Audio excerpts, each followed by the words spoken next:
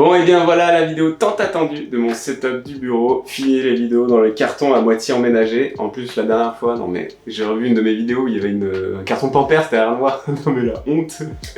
Bref, vous avez vu un petit peu le teasing en intro. Je me suis donc aménagé l'espace de travail de mes rêves. Alors oui, hein, c'est mon rêve à moi, ça veut pas dire que c'est le vôtre, mais je suis sympa, je vous partage un petit peu tout ça. En tout cas, je vous avoue que ça fait un bien fou. Allez, dans cette vidéo, je vais vous présenter les espaces que j'ai mis en place pour créer un environnement inspirant et combien ça m'a coûté aussi, oui. Mais avant ça, je vous fais un petit récap de mon parcours bureautique. Allez, c'est parti. Comme tout jeune qui débute son activité, j'ai commencé dans un bureau, dans ma chambre, coincé entre le lit et la porte d'entrée, tu connais. Et puis j'ai évolué avec un bureau dans le salon, canapé, TV, bureau, cuisine pas loin, tu connais aussi peut-être. Et depuis 5 ans, j'ai mon bureau, ma pièce rien qu'à moi où je peux écouter de la musique fort, faire des visios, tout ça. Enfin, voilà, parce que oui, à la maison, on est un couple de 2 indépendants. Donc chacun son espace et on essaye quand même de respecter la tranquillité de l'autre. Donc voilà, pour vous la faire courte, ça fait 5 ans que j'ai une pièce dédiée rien qu'à moi. En fait, on est arrivé dans le sud, il y a 5 ans donc, parce que avant on arrivait de Bordeaux, on était en ville évidemment dans un petit appart. On est arrivé ici, on voulait s'écarter de la ville pour être dans un village et louer une maison. Donc avoir une pièce rien qu'à soi. Et c'est le bon move en fait, quand t'as la trentaine qui arrive, que tu favorises un peu plus ton espace de vie, plutôt que la proximité des commerces et des bars, on va pas se mentir. Mais donc du coup, on a pris une première location où j'ai emménagé mon premier bureau assez simplement, finalement avec des cadres murs, un grand bureau, vu qu'on était en location, donc pas de grands aménagements, vous l'aurez bien compris. La seule petite folie, c'est que j'avais pris un bureau assis debout, mais manuel. Je sais pas si vous avez déjà vu ça, c'est littéralement une petite manivelle qu'on vient faire sortir là, le long du bureau. Et avec ça, t'as intérêt de tout fixer sur ton bureau, parce qu'à chaque fois que tu montes ou que tu descends, il y a tout qui tremble, dans tous les sens, donc si tu fixes pas tout, il y a tout qui se casse la gueule. Spoiler alerte, je l'ai jamais utilisé, ça m'a juste permis de pouvoir mettre le bureau à la bonne hauteur, la hauteur que je voulais pour travailler finalement. Donc voilà, mon expérience du bureau assis debout. Bref, aujourd'hui, si on est dans ce nouveau setup là, c'est que j'ai déménagé, et plus que ça même, on a acheté une maison avec ma femme. Donc, j'ai pu me faire ce bureau exactement comme je le voulais. Au détail près qu'on a craqué tout le budget dans la maison. Du coup, j'avais beaucoup moins de budget que ce que j'aurais voulu pour faire le bureau. Mais j'ai donc fait ce bureau dans un budget limité et en même temps, ça va me permettre de voir comment j'ai réussi à faire quelque chose de très sympa, je trouve, sans dépenser une fortune. Allez, je vous présente les différents espaces, let's go! Alors en termes de rangement, j'ai ce coin étagère, bibliothèque, qui me permet de ranger du coup mes bouquins, du matos et plein de trucs cachés dans les caisses, en haut, en bas.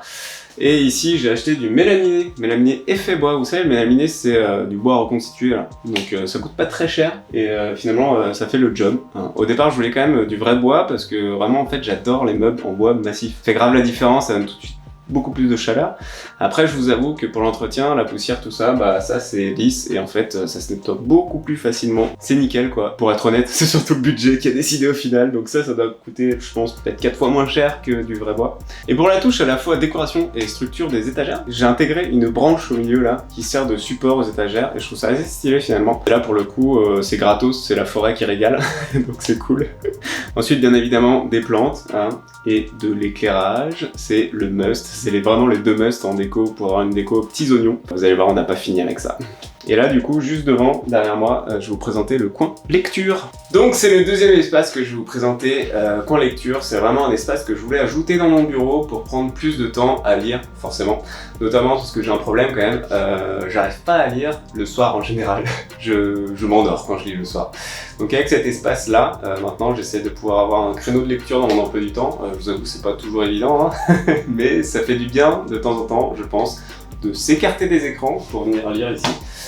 Donc pour l'aménagement, j'ai un petit club chair que j'ai récupéré, c'est le club chair de mon grand-père. J'ai retapé un petit peu l'assise ici, parce que je vous avoue qu'un club chair, ça coûte hyper cher à l'achat. Et puis juste là, derrière moi, j'ai un petit rondin de bois, ça fait juste le taf pour mettre les livres dessus. Ça se trouve en magasin de bricolage sans problème. Et puis petit tapis, c'est les petits détails qui font la différence, ça je vais vous le dire tout le long de la vidéo. Voilà pour le coin lecture, donc on a étagère, bibliothèque, coin lecture avec ce siège. Et maintenant, bureau! Tada! Avec the bureau hyper grand, assis debout, les cadres, les plantes, le feu quoi, les lights aussi. J'ai clairement mis le paquet pour me faire un espace de travail et me sentir bien. J'ai fait le mur de cadre où je vais pouvoir varier les créations au fur et à mesure du temps. D'ailleurs là j'ai encore des ajustements à faire, hein, là où il n'y a pas tout ce que je voulais. Je voulais être entouré de plantes pour avoir cet effet un peu jungle. Bon, il y a encore des plantes qui doivent être bichonnées parce que les pauvres, pendant le déménagement, il y en a qui ont un peu souffert.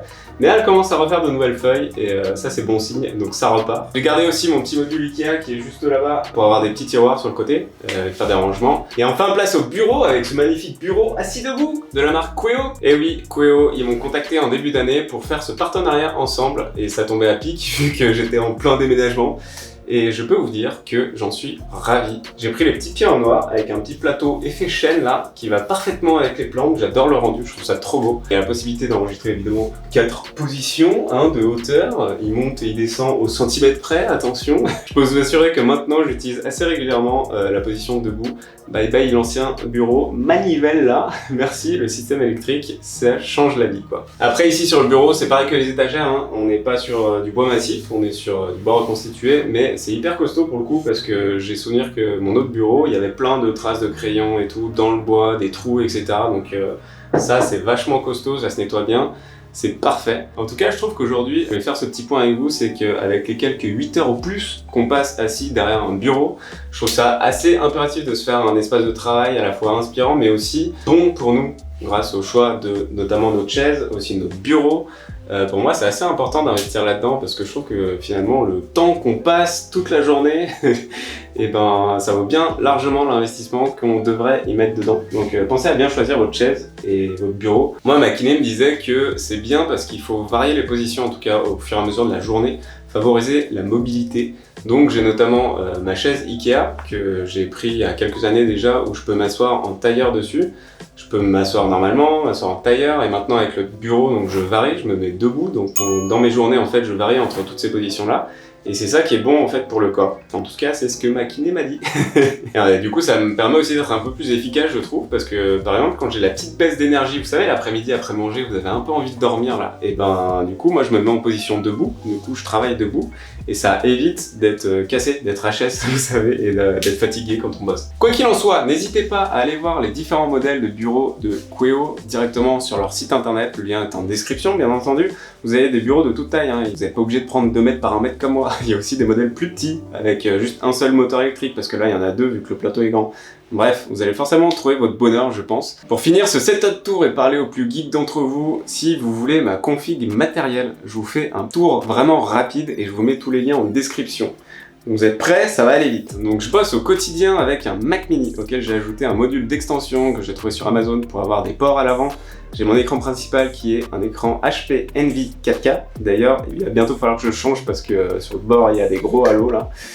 Donc il commence à fatiguer. En deuxième écran, j'ai pris un écran Acer qui est pas très cher, un truc chez Electrodépôt clairement. Il n'y a pas besoin de payer cher pour un écran secondaire. Moi, c'est juste pour afficher vraiment des applications de messagerie pour discuter avec les gens. Côté son, j'ai une barre de son Yamaha, j'utilise depuis longtemps, et un casque Bang & Olufsen. Vous pouvez dire B&O, hein, c'est une marque danoise et franchement, j'adore cette marque. Ils font des produits très design. C'est un peu cher, mais le son est vraiment bon. Je suis pas très fan de Bose, notamment il y a trop de basses, je trouve, dans Bose. Pour la petite anecdote et la petite histoire, derrière l'écran, c'est moi qui ai bricolé cette petite feutrine là qui vient où je peux venir suspendre la barre de son, l'écran avec mon casque. Et je trouve ça très joli, je trouve ça vraiment design, donc je trouve ça fait toujours pareil, petit détail qui fait la différence. Hein.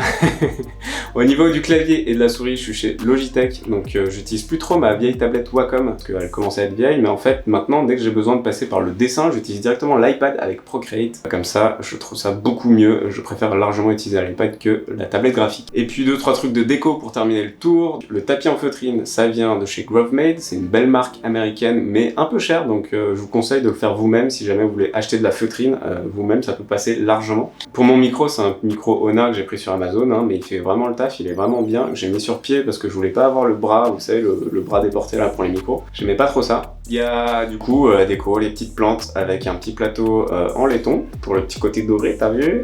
J'ai des verres pour mettre les stylos avec des pots. Bref, voilà à peu près le tour. Pour les curieux qui se demandent si j'utilise toujours mon imprimante depuis ma vidéo d'il y a 2 ans, et la réponse est oui. Je suis toujours très content de cette imprimante, elle est en bas des étagères, et elle m'a jamais fait faux bond, donc je suis plutôt content pour ça, elle a toujours bien marché. Bref, voilà à peu près pour le room tour setup de mon nouveau bureau, j'espère que ça vous a plu. Pour avoir une ordre d'idée de budget, comme je vous disais dans l'introduction, sans compter le matos tech, hein, ordi, écran, etc., faut compter peut-être à peu près 200 à 500 € pour votre bureau, hein, la pièce maîtresse. Donc c'est un investissement, mais vous passez littéralement vos journées dessus. Donc je trouve pas ça négligeable, et allez voir du coup sur le site internet de Queo, parce que vous pouvez même acheter juste les pieds, avec le système électrique dedans pour monter, descendre, etc., pour 200 €, et en fait après vous mettez le plateau que vous voulez dessus, et vous avez un bureau assis debout pour vous. Après j'ai dû mettre une centaine d'euros je pense pour les étagères, la même chose en plantes, fan de plantes hein. Et puis 200 € à peu près pour tout le reste, hein, parce que les cadres, tapis de bureau, etc., tout qui va bien. Si on additionne à peu prue tout ça, je pense que vous pouvez faire un super environnement de travail pour moins de 1000 €, sans compter la tech bien entendu. Les lumières aussi je les avais avant, j'ai fait un mix de Ikea et Philips Hue. Donc voilà pour les lumières. C'est vrai que j'avais pas mal de matos avant, mais globalement je pense pour pas très cher vous pouvez vous en sortir bien. Et franchement c'est assez super, je trouve que clairement au départ sur le papier en fait j'avais un peu les goûts du luxe, je voulais des trucs en bois massif, tout en grand, un grand tapis pour mettre dans la pièce, etc. Mais au final, comme j'ai dû compter un petit peu le budget, et ben j'ai dû faire un peu d'upcycling, recycler des choses, voir ce que j'avais déjà, etc., etc. Et surtout un peu plus sélectif sur ce que j'ai choisi pour mettre dans mon bureau. Et du coup c'est pas plus mal non plus. Donc n'hésitez pas vous aussi à voir ce que vous avez déjà en votre possession en fait, parce qu'avant de vous lancer dans un aménagement ou réaménagement de votre bureau, et bien évidemment pensez à la mobilité, à votre confort, à votre chaise, à votre écran, à votre bureau, à votre hauteur d'écran aussi, la lumière, voire même l'odeur. Dans mon étagère dans la bibliothèque, j'ai un petit morceau de bois où je vais mettre des petites gouttes d'huile essentielle, et ça donne tout de suite un petit parfum avec une petite odeur de pain là, donc pour bosser c'est vraiment la cerise sur le gâteau. Allez, on se retrouve dans une prochaine vidéo, je vous dis à bientôt, ciao!